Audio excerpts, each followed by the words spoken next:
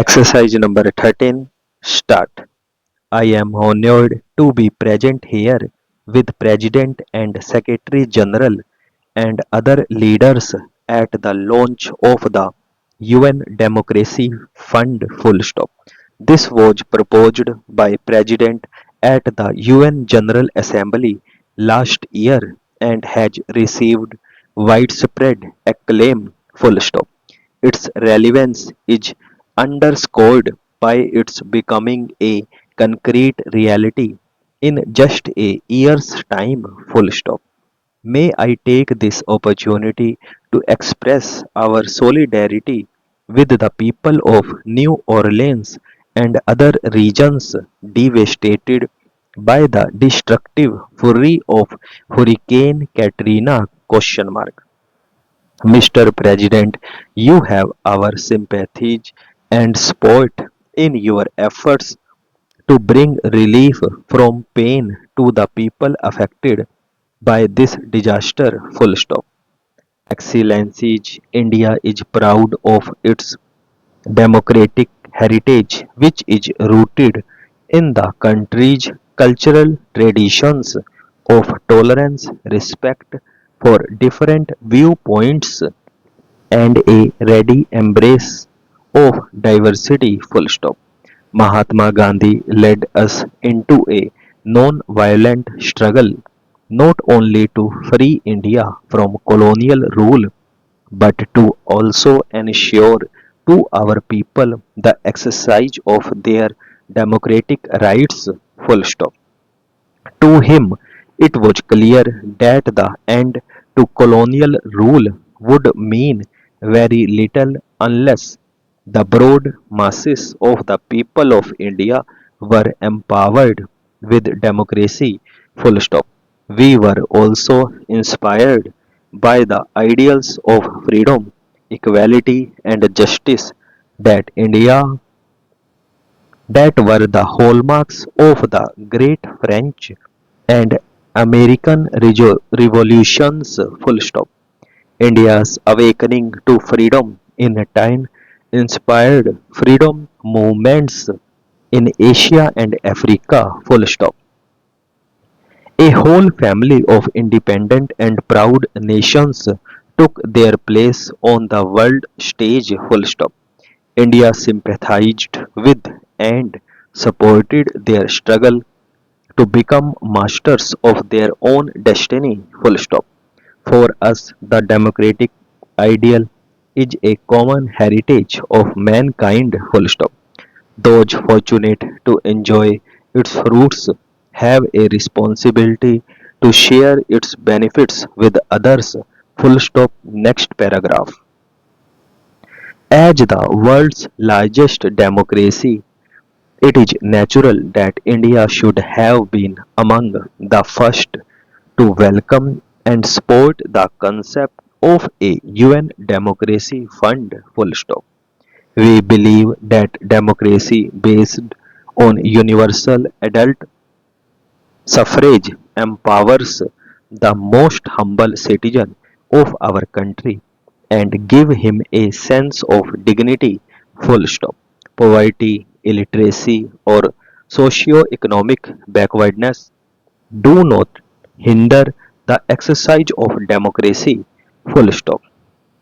Quite the contrary, our experience of more than 50 years of democratic rule demonstrates how democracy is a most powerful tool to successfully overcome the challenge of development. Full stop.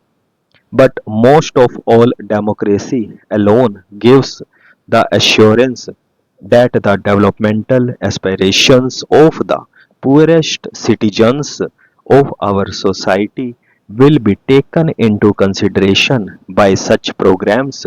Full stop. Next paragraph. I bring the best wishes and felicitations of the people of India to this August Assembly meeting in its historic 60th session. Full stop. India has a special regard for the United Nations. Full stop.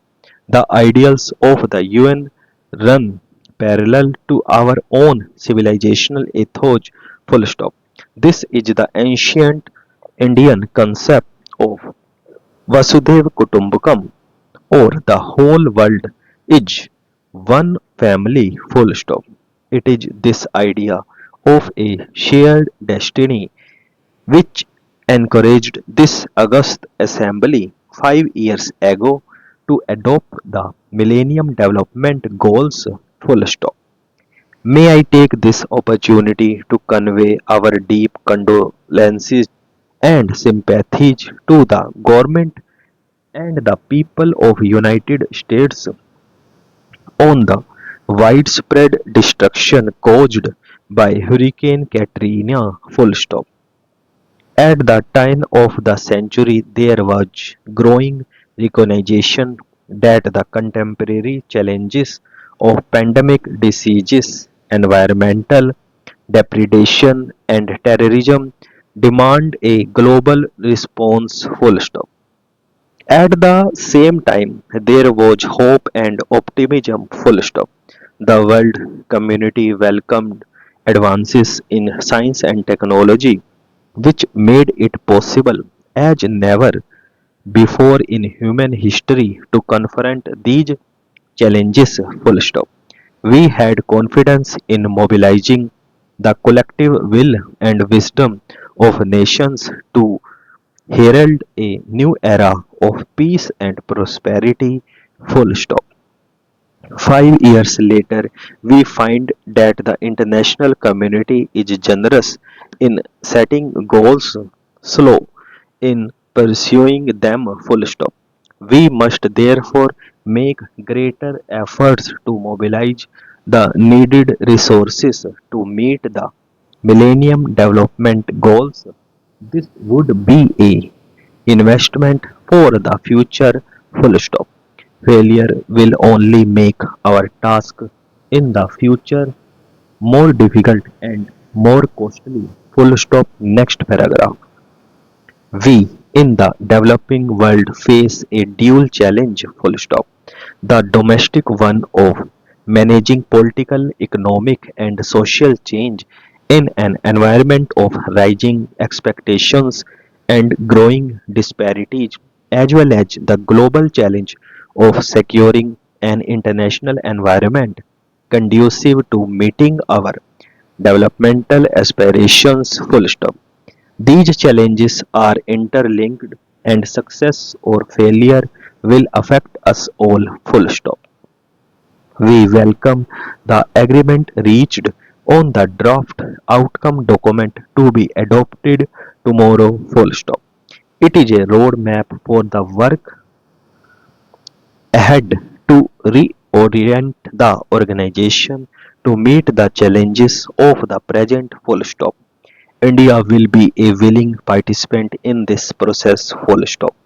All of us assembled here recognize that the United Nations is in need of urgent and comprehensive reforms, full stop. The management of global interdependence requires strong international institutions and a rule-based multilateral system, full stop. The reform of the United Nations must be based on this principle, full stop. It must include the expansion of the United Nations Security Council in both permanent and non-permanent categories of membership, full stop. Unfortunately, the United Nations suffers from a democracy deficit, full stop. Its structure and decision-making processes reflect the world of 1945 as such, not the world of year 2015, full stop. Unless the UN becomes more representative of the contemporary world and more relevant to our concerns, full stop and